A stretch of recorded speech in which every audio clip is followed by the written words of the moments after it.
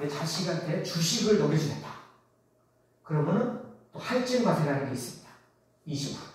20%인데 여기서도 또 오해하시는 분이 있어요. 20%니까 어떻게 생각해요? 50%죠? 세금이 50%인데 20%니까 70%다. 일부 기자들이 신문에 쓸 때 그렇게 쓰는 사람이 있어요. 아닙니다. 50%하고 뭐예요? 50%에 20%니까 몇 프로예요? 10%가 되겠죠? 그래서 주식을 양도하면 증여하면요 최대 20% 해가지고 60%를 가져야 되는 거죠.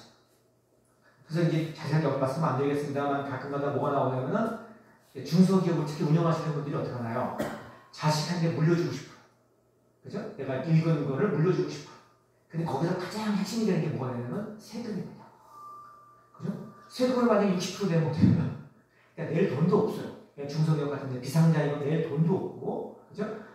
낼 돈도 없고, 돈을 내고 나면은요, 그러면 주위 지분을 팔아가지고 이렇게 하게 되면은 이 소유주가 바뀌게 되고, 이런 게 생겨요.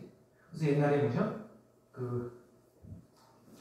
사람 유명한 삼성에 이건희 회장님이 돌아가셨을 때, 그죠? 상속세는 어떻게 해야 이런 이슈가 나왔나? 그래서 어떤 세미나에서 어떤 분은 우리가 상속세 높아 하면서 이건희 회장 뭐 이렇게 하면서 이재용 회장님이 뭐 여러 가지 자식들이 불쌍하다 다 얘기하더라고요.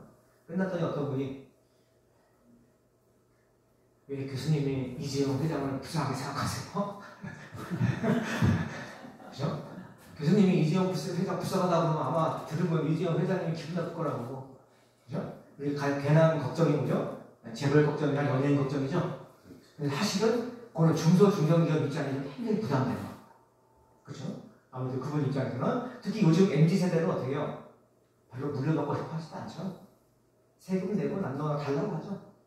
받으면 차라리 극락에 삐끼 하나 사놓고 편하게 먹고 살겠다. 이런 사람이 많은데 자식도 물려받겠다. 그래서 그게 하나 이슈가 됩니다. 그게 나중에 보면 가업상속이니 뭐 이런 얘기가 나오는데요. 그런 것들 다 중요한 핫 이슈 중에 하나입니다.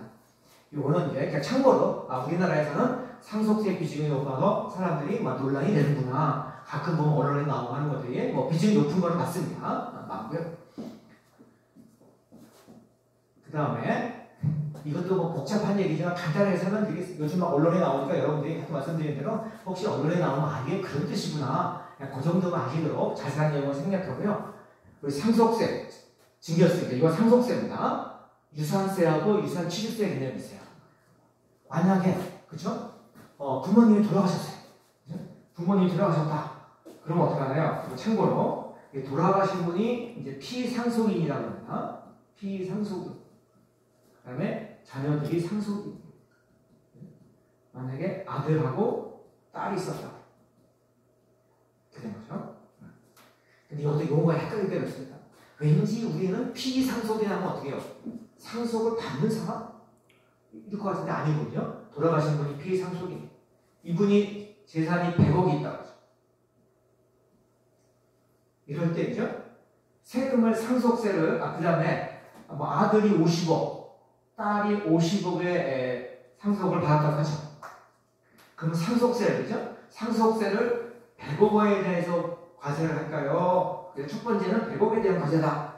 두 번째는 아니다. 아들 50억, 딸 50억 받았으니까 50억에 대한 과세다. 어떻게 과세할까요? 하면은 현재는 그죠. 100억에 대해서 과세합니다. 그게 유산세 방식입니다. 그러니까 사망자, 즉 피상속인의 전체 이상 100억이 어떻게 나누냐는 하나도 중요하지 않아요. 근데 최근 정부에서 계속 얘기가 나오고 정부에서도 하겠다고 한 거 나온 것이 뭐냐면 유산취득세입니다. 요거는 상속인들이 취득한 각 상속 재산별로 과세하는 거예요. 여러 가지 이유가 있지만 어떻게 해요? 그 중에 하나가 자녀가 많으면 어떻게 해요? 그러니까 그죠? 혼자 물려받는 애는 어떻게 해요? 세금을 이렇게 유산취득세를 쓰게 됩니다. 그렇게 되면 아들 혼자였다 그러면 어떻게 해요? 100억이 과세되죠. 그럼 자녀가 여러 명이면 어떻게 해요? 나눠서 하면은 조금 과세가 되지 않나요? 그렇죠? 조금 과세가 되겠죠. 누진세를 뭐 이러니까. 그러니까 그러니까 출산도 장려하는 방법이 될 수 있는 여러 가지 방법이 되는 겁니다. 하지만 물론 이것 때문에 꼭 뭐 애를 많이 낳는다 이런 논란이 있을 수 있습니다만 유산취득세가 선진국들은 많이 채택하고 있는 방법이죠. 뭐 세부적인 설명을 생략하고요. 그래도 그러면 복잡하시죠. 일단 공무원들끼리 복잡해지고 뭔 일이 벌어질지 모르죠. 그래서 그동안 반대했는데 우리나라도 유산취득세를 가는 것이 합리적이다. 그래서 아직 도입은 안 했는데 그죠? 하려고요. 계속하고 뭐 올 초에도 발표하고 이랬던 게 되겠습니다. 그래서 한번 언론에 가끔 유산세, 유산실세 방식이 나오기 때문에 한번 여러분 이게 이거구나, 그죠? 왜냐하면 많이 질문하시는 분이 이거였기 때문에 제가 설명을 드렸습니다. 상속세와 증여세 신고. 이것도 그죠? 아까 말씀드린 대로 상속, 증여세가 막 흥분하시는 분이 있으면 어떡하죠? 친하게 지내시는 게 좋죠, 그죠? 세상에 많으시고 보니까. 많은 분들은 상속, 증여세를 고민할 필요가 없죠? 대표적으로, 그죠? 예를 들어서 2024년을 보니까 상속세를 내신 분이 한 2만 명 정도더라고요.